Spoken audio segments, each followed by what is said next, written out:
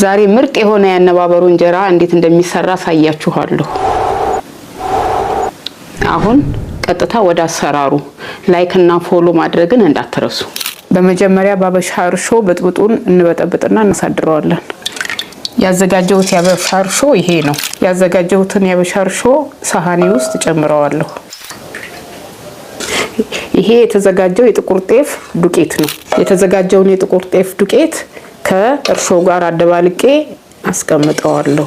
እርሾውንና ዱቄቱን በትክክል አደባልቀን ለአንድ ቀን እናሳድረዋለን ማለት ነው። በጥብጬ ያሳደርኩትን የጤፍ ብጥብጥ የተለያዩ ቅመማ ቅመሞች ጨምርና ለቡኮ አዘጋጀዋለሁ። በርበሬ ጨምርበታለሁ፣ የዳቦ ቅመም ጨምርበታለሁ፣ ማይስን ያህል ዘይት ጨምርበታለሁ፣ ትንሽ ጨው ጨምርበታለሁ፣ አንድ የሾርባ ማንኪያ ስኳር ጨምርበታለሁ። ስኳሩን የምጨምርበት ምክንያት እርሾ ላይኮመጥጥ እርሾን ኒውትራላይዝ እንዲያደርግልን ነው። ይሄ ቀድሜ የጨመርኩትን ቅመማ ቅመሞች ከእርሾ ጋር በደንብ አደበላልቅና ወደሚቦካበት እቃ ውስጥ እገለብጠዋለሁ።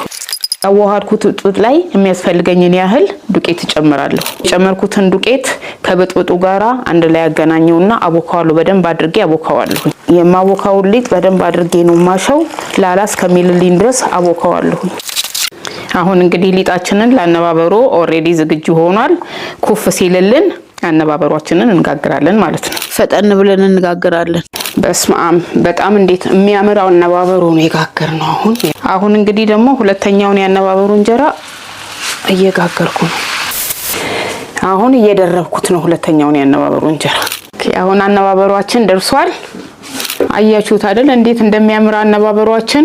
አሁን እንግዲህ የምንቀባውን ነገር የጾም ጊዜውም ጾም ስለሆነ የምንቀባውን ነገር እናዘጋጃለን። የምንቀመመው ተቆልቶ የተፈጨ ሰሊጥ ነው። ይሄ ደግሞ የተፈጨ ነጭ ሽንኩርትና ዘይት ነው። ዘይት ውስጥ ደግሞ ትንሽ በርበሬ ጨምርበታለሁ። አሁን ደግሞ የተፈጨውን ሰሊጥ እንጨምራለን። አንድ ላይ እናዋህድና አነባበሯችንን እንቀባለን።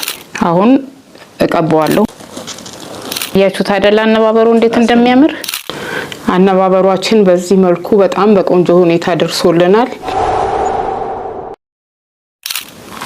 በጣም ቆንጆ ነው። በጣም ነው የሚጣፍጠው። እንግዲህ እናንተም አዘጋጁና ቅመሱት። ይሄ እንግዲህ የጾምን ያዘጋጀ ነው። የፍስክም ማዘጋጀት እንችላለን። ማዘዝ ለምትፈልጉ ሰዎች ደግሞ ባዮ ላይ ባለው ስልክ ደውሉና አግኙን። ቪዲዮ ከተመቻችሁ ደግሞ ላይክ፣ ሼር፣ ኮሜንት ማድረግን አትርሱ።